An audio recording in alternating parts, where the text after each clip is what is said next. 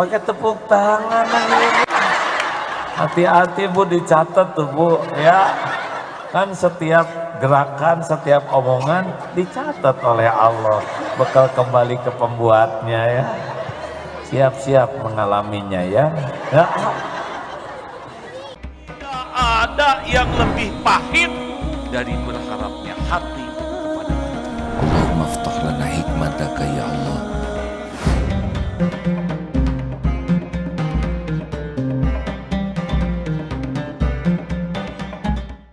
Wes ngono bae ya. Bagaimana doa supaya syukur? Sudah dibahas sebelumnya. Cuma 4 kunci hidup bahagia. 1, kalau berbuat baik harus ikhlas. Nggak ada ikhlas, nggak ada bahagia. Bu, kalau ibu sudah masak untuk suami, sudah ditata mejanya, Mas, makan dulu Mas. Maaf Bu, nggak ada waktu, saya harus pergi sekarang juga, lain kali aja makannya. Pergi aja. Bagaimana perasaan ibu? Jawab, kesel, sakit hati, apalagi kecewa, lalu jengkel, dongkol, marah, kapok, begitu Bu? Nah itulah ciri-ciri orang nggak ikhlas ya. Menderita walau sudah berbuat baik. Mengerti Bu? Jadi kenapa ibu kurang bahagia? Karena kurang, ya pinter pisan. Sama bapak juga. Lelaki nggak ikhlas mah apes aja Pak. Udah capek membanting-banting tulang, meres-meres keringet, nggak ada pahalanya. 2, kalau tergelincir berbuat dosa, kuncinya segera tobat. Innallaha yuhibbut tawwabin wa yuhibbul mutatahhirin. Allah sangat cinta kepada orang yang tobat dan mensucikan diri. Kita tidak mungkin tidak punya dosa karena kita bukan malaikat. Dosa yang segera tobat lebih disukai Allah dibanding orang taat tapi jadi ujub dan takabur. Hati-hati nih, jangan sampai gara-gara rajin ke masjid jadi sombong. Tetangga bikin dosa terus minta ampun ke Allah, kita rajin ke pengajian tapi sombong. Allah bisa lebih mencintai tetangga kita atau yang tobat dibanding dengan yang sombong. 3, kita ini pasti diselimuti karunia oleh Allah. Karunia dari Allah tiap minggu atau tiap hari? Tiap hari atau tiap jam? Tiap jam atau tiap menit? Tiap menit atau tiap detik? Tiap detik atau tiap saat? Masa yang gini-gini aja harus dituntun? Harusnya kalau ditanya setiap minggu atau setiap hari, setiap saat, gitu. Tidak ada orang yang kekurangan rezeki. Yang ada itu kekurangan syukur. Bagaimana nyebut rezeki saya kurang? Lah bisa ngomong juga rezeki. Aduh saya sedih, kedip-kedip juga rezeki. Nafas rezeki, jantung berdetak rezeki, bisa duduk rezeki. Tangan ngangkat rezeki. Berapa banyak yang tidak bisa ngangkat tangannya? Benar? Berapa banyak yang susah nafas? Maaf ya, kentut juga rezeki. Berapa banyak orang tidak bisa kentut dioperasi, betul? Akan pernah cerita tuh, ada temen minum soda, kocok banyak, gembung perutnya, sakit luar biasa, dibawa ke rumah sakit. Susah kentut, harus dioperasi. Tahu doa ibunya? Ya Allah, tolong kentutkan anak saya. Dan suatu mau dioperasi, kentut tuh anak. Alhamdulillah, baunya udah nggak dihitung. Dan ini dianggap nikmat besar.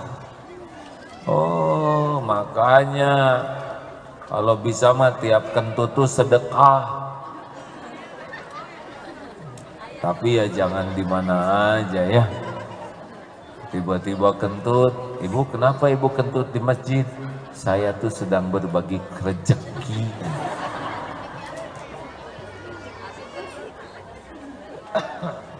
Rezeki itu buat yang bersangkutan, bagi yang lain petaka. Lanjutkan. 5, yang keempat, kita pasti ditimpa musibah bisyai, sedikit. Antara nikmat yang luar biasa dengan musibah, seperti di wajah ada jerawat satu. Tidak ada jerawat yang lebih besar dari kepala, betul? Musibah itu sedikit, Bu. Musibah itu sedikit dibanding nikmat. Tapi yang sedikit ini kalau sabar, wabasyiris sabirin, berikan kabar gembira bagi orang yang sabar.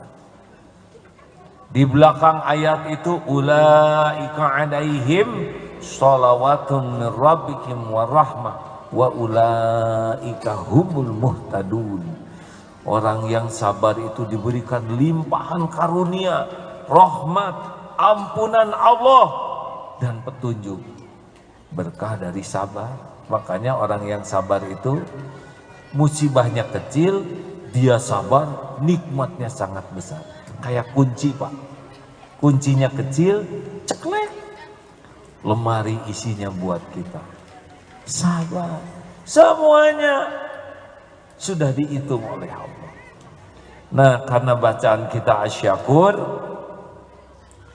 maka yang paling gampang nambah rizki, nambah karunia itu la in syakartum la azidannakum wa la in kafartum inna adzabi lasyadid. Barang siapa yang syukur ditambah oleh Allah. Allah itu pemilik karunia. Allah itu tahu keperluan, kekurangan, kesulitan kita, dan hanya Allah yang kuasa mendatangkan karunia. Makanya yang paling enak dalam hidup ini adalah selain ikhlas, tobat, sabar adalah syukur. Pokoknya bersyukur. Apa syarat syukur? Gini ya. Ini minum nih. Ini ujian. Belum jadi karunia. Jadinya ini karunia kebaikan kalau kita syukur. Monyet minum. Kambing minum. Tikus minum. Kita minum. Apa yang membedakan? Jawab. Apa yang membedakan? Pakai gelas. Yang membedakan syukurnya. Pakai gelas ya. Minum dulu ah. Pengen ya Bapak ya. Ini air madu anget loh Pak.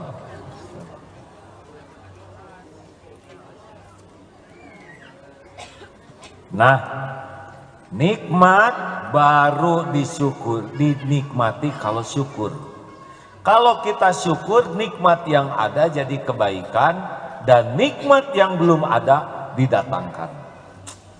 Asik kan? Satu syaratnya syukur. Hati hakul yakin bahwa nikmat itu milik Allah, dari Allah. Lillahi ma fis samawati wa ma fil ardh. Semua yang ada di langit bumi itu milik Allah. Atau dalam surat An-Nisa 79, ma asabaka min hasanatin faminallah. Semua kebaikan datangnya dari Allah. Dari Allah. Wa ma asabaka min sayyi'atin famin nafsi. Keburukan yang menimpa Kita baik kepada yang beli karena Allah suka kepada orang baik. Betul? Ini silakan mangganya seperti ini. Ini manis enggak mangganya? Saya kurang tahu, belum saya makan semuanya. Tapi ini contohnya. Ya nggak boleh bohong dong. Ini manis, bohong. Kecuali ada bekas gigitan dia. Yang ini saya rasakan manis, tapi yang lain saya kurang tahu. Kalau pohonnya sama mungkin sama. Oh, saya ragu-ragu nih. Nggak jadi beli, nggak apa-apa, nggak kecewa, enggak.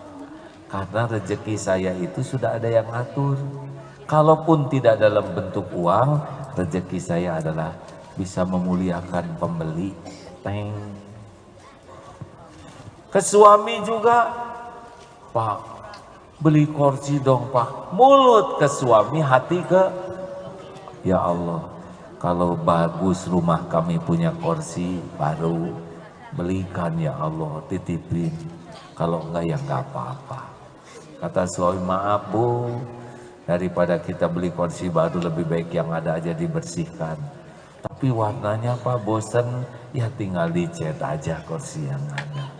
Saya pengen ada kotak-kotak, garisin aja pakai spidol. Ya. Makin berharap ke Allah, makin tenang. Makin berharap ke makhluk, makin gelisah, kecewa, sakit hati. Nah itulah syarat pertama syukur. Sakit, siapa yang bisa menyembuhkan? Dokter gimana? Apa? Mengobati. Yang menyembuhkan? Oh, bagus. Obat? Tidak boleh makan obat ini, obat luar biasa. Kalau makan obat ini, baru lihat aja udah terasa seger. Oh, Bismillah ya Allah, hanya Engkau lah yang maha menyembuhkan. Obat ini pun ciptaanmu. Jadikan jadi jalan kesembuhan darimu ya Allah. Hanya Engkau yang maha menyembuhkan ya Syafi'i. Beres. Suami hanya sebagian jalan. Tidak boleh. Ada yang sudah meninggal suaminya enggak? Ibu, saya enggak ada maksud apa-apa ya, hanya sudah berapa lama, Bu? 9 tahun. Hah? Ada yang 2 tahun, yang paling lama yang mana yang udah meninggal? Sudah berapa tahun Ibu? 9 tahun, suami meninggal. Ibu masih hidup? Masih makan? Masih minum? Masih berpakaian? Masih berteduh? Masih ada rezekinya? Padahal suami udah nggak ada. Kenapa kok masih? Karena yang memberi rezeki adalah Allah. Suami itu hanya sebagian jalan rezeki.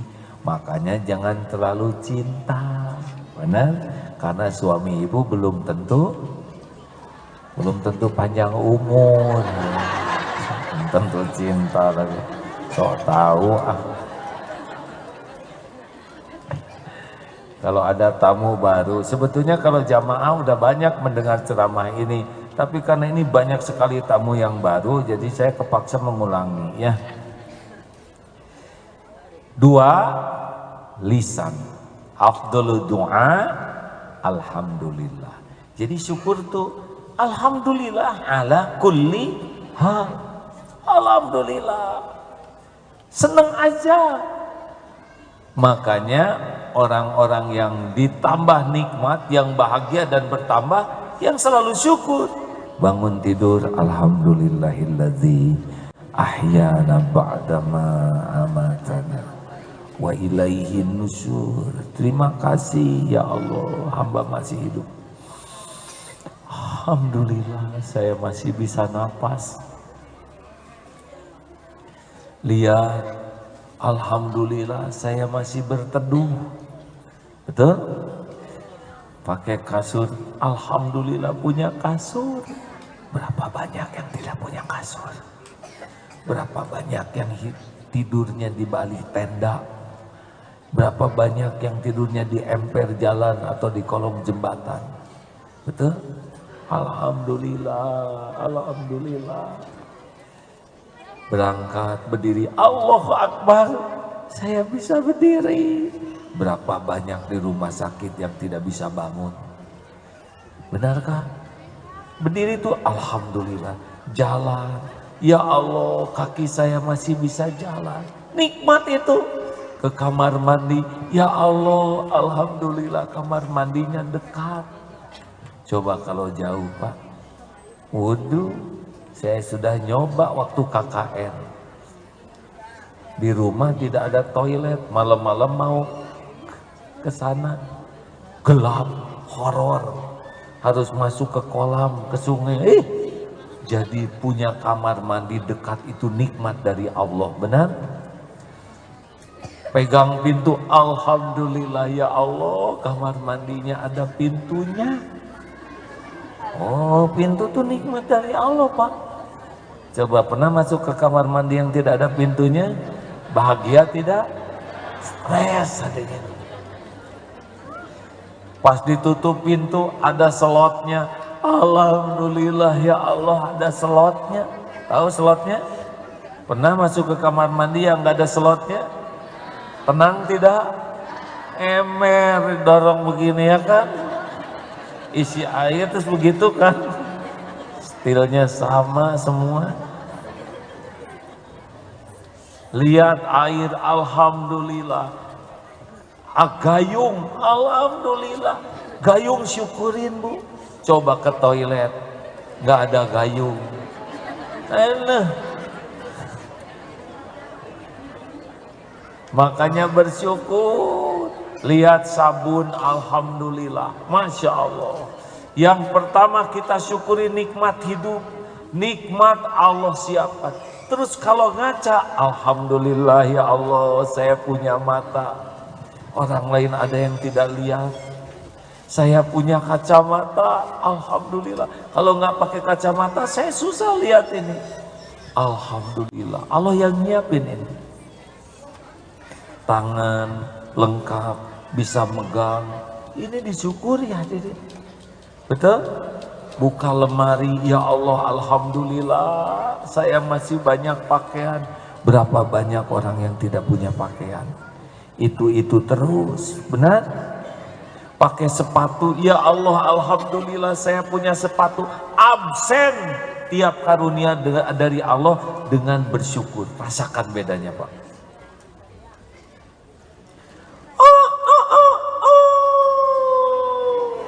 Suara apa? Suara AA, Bu. Alhamdulillah masih punya telinga, bisa mendengar.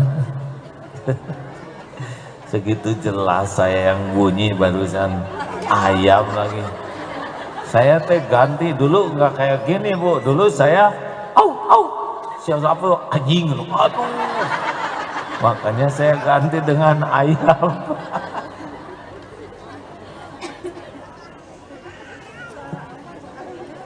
Nikmat itu disebut sambil diingat. Yang lebih hebat lagi, Pak, ditulis.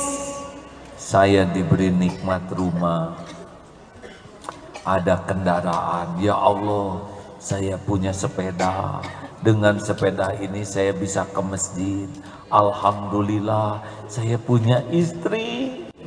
Tapi istrinya bawel juga wanita, benar? Iya kan? Gimana kalau istrinya lelaki? Iya, LGBT. Alhamdulillah. Ibu punya suami ngorok. Bagaimana? Alhamdulillah, berarti saya punya suami dan suaminya masih hidup. Dah kalau udah meninggal nggak ngorok, benar? Ini serius hadirin. Di rumah, waduh berantakan, baru juga dirapikan.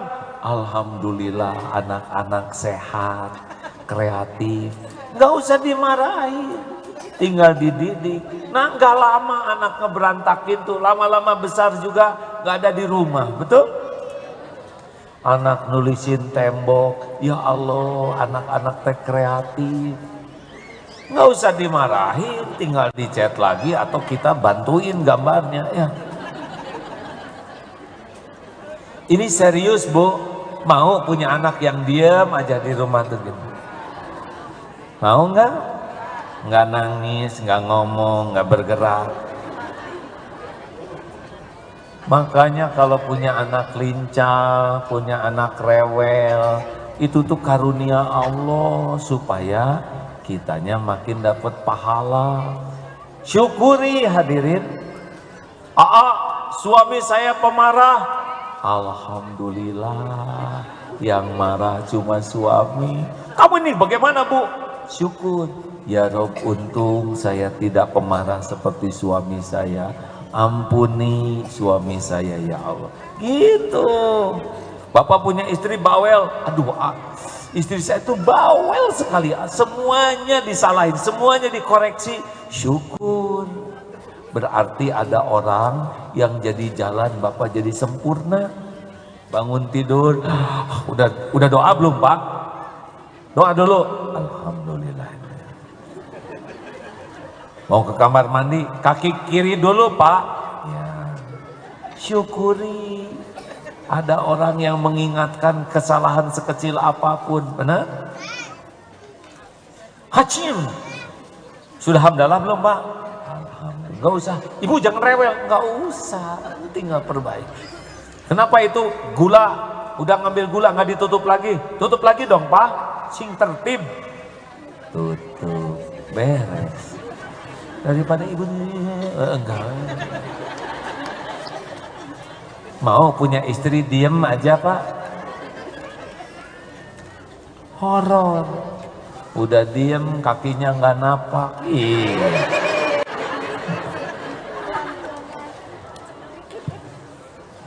Nih Pak, lebih baik istri bawel ke bapak daripada bawel ke tetangga. Berantem dengan tetangga, benar?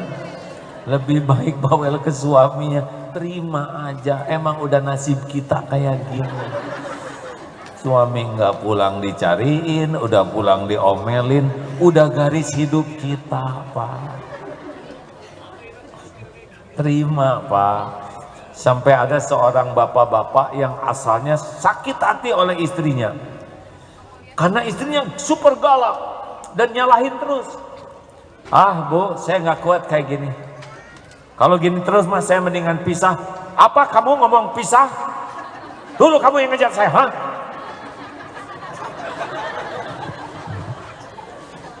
Berani kamu pisah, saya hajar kau. Kalau pisah nggak berani, ya udah tuh Bu, kalau ibu marah terus pisah nggak boleh, saya akan nyari lagi aja. Apa? Kamu mau niru si Agim? Oh, kenapa jadi ke saya? Pakai tepuk tangan ini. Hati-hati Bu, dicatat tuh Bu, ya. Kan setiap gerakan, setiap omongan dicatat oleh Allah, bekal kembali ke pembuatnya ya. Siap-siap mengalaminya ya. Makanya hati-hati, karena setiap perbuatan balik ke kita sendiri, betul? Tapi akhirnya si bapak dapat ceramah bahwa kalau dimarah itu pahala orang yang marah dikasihin, kalau orangnya tidak salah kitanya ya, dosa kita diangkut. Oh, semenjak tahu dalil itu, sepanjang istri marah tuh ceria, terus. Yang banyak Bu ngambaknya ya, yang kebayang tuh pahala. Karena istrinya rajin ngaji, rajin ke pengajian, rajin saum, terus Bu kasihkan ke saya.